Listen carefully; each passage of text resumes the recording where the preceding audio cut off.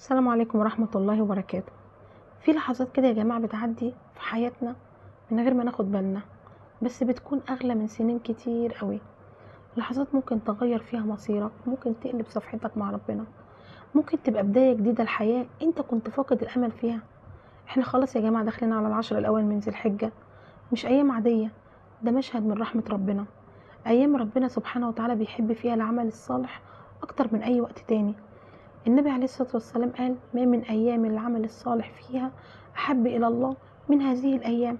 يعني إيه الكلام ده؟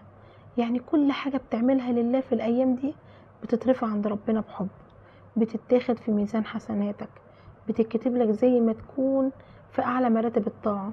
حتى لو تعبتي، حتى لو نفسك مكسورة، حتى لو حاسة إنك ضايعة، الأيام دي جاية علشان تلململك كل ده.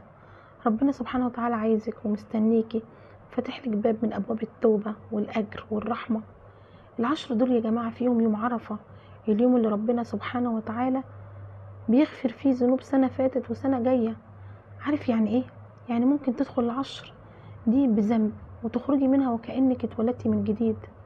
فيهم يوم النحر اللي هو اعظم يوم عند ربنا سبحانه وتعالى، فيهم ذكر وتسبيح وصيام وقيام وصدقة. فيهم فرصة كبيرة قوي لو ضاعت مش هتتعوض غير السنة الجاية، ومين عالم احنا هنعيشها ولا لا، ومين ضامن ان هو يعيش للسنة الجاية. لو حاسة انك مش مستعدة او خايفة ما تلحقيش، ابدأي من دلوقتي، من اللحظة دي. حطي نية من قلبك، رتبي وقتك، صلي ركعتين قيام حتى لو كل يوم، سبحي وكبري وهللي، كلمي ربنا وقولي له: رجعني ليك يا رب. قولي له: يا رب بلغني الايام العشر، اجعلنا فيها يا رب من الذاكرين. يا رب افتح لنا فيها ابواب الهدايه. يا رب اكتب لنا فيها توبه نصوحه ما نرجعش بعديها بذنب ابدا. يا رب ارحم قلوبنا اللي تعبت يا رب، واشفي صدورنا. السلام عليكم ورحمه الله.